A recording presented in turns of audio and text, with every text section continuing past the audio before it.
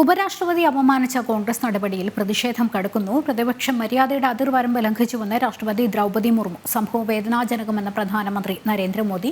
ഉപരാഷ്ട്രപതി ജഗ്ദീപ് ധൻഖറിനോടുള്ള ആദരസൂചകമായി രാജ്യസഭയിൽ ഭരണപക്ഷം എഴുന്നേറ്റ് നിന്ന് പ്രതിഷേധിച്ചു.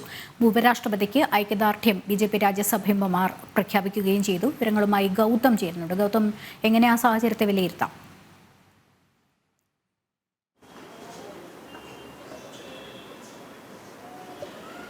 ലക്ഷ്മി, ഇന്നലെയാണ് ഉപരാഷ്ട്രപതിയും രാജ്യസഭാ ചെയർമാനുമായ ജഗദീപ് ധൻഖറെ അധിക്ഷേപിക്കുന്ന രീതിയിലുള്ള ചില പ്രവർത്തികൾ പ്രതിപക്ഷ എംപിമാരുടെ ഭാഗത്ത് നിന്ന് ഉണ്ടായത്. തൃണമൂൽ കോൺഗ്രസ് MP കല്യാൺ ബാനർജി ഉപരാഷ്ട്രപതിയെ അനുകരിച്ചുകൊണ്ട് വിമർശിക്കുകയും അത് വീഡിയോയിൽ പകർത്തിയ വയനാട് MP രാഹുൽ സമൂഹ മാധ്യമങ്ങളിൽ പ്രചരിപ്പിക്കുകയും ചെയ്തു. ഇതാണ് വലിയ വിവാദമായി മാറിയത്. ഇന്നിപ്പോൾ രാഷ്ട്രപതിയും പ്രധാനമന്ത്രിയും ഉൾപ്പെടെയുള്ളവർ ഈ വിഷയത്തിൽ വേദനയും അതോടൊപ്പം തന്നെ പ്രതിഷേധവും രേഖപ്പെടുത്തി രംഗത്തെത്തിയെന്നത് ശ്രദ്ധേയമായി. പാർലമെന്റിന്റെ ഇരുസഭകളിലും ഇത് വലിയ പ്രതിഷേധത്തിന് വഴിവെച്ചു.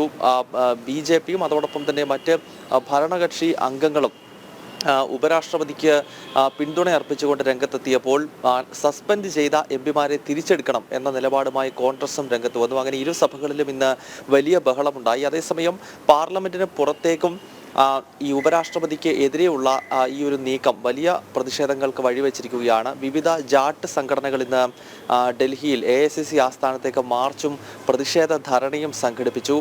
കാരണം ഇദ്ദേഹത്തെ ജാതിപരമായി ഉൾപ്പെടെ അധിക്ഷേപിച്ചു എന്ന വിമർശനമാണ് ഇപ്പോൾ പരക്കെ ഉയർന്നത്. ഈ ഒരു സാഹചര്യത്തിലാണ് ജഗദീപ് ധൻഖർ പ്രതിനിധീകരിക്കുന്ന ജാട്ട് സമുദായവും മറ്റും ഇപ്പോൾ പ്രതിഷേധവുമായി രംഗത്തെത്തിയിരിക്കുന്നത്. ലക്ഷ്മി.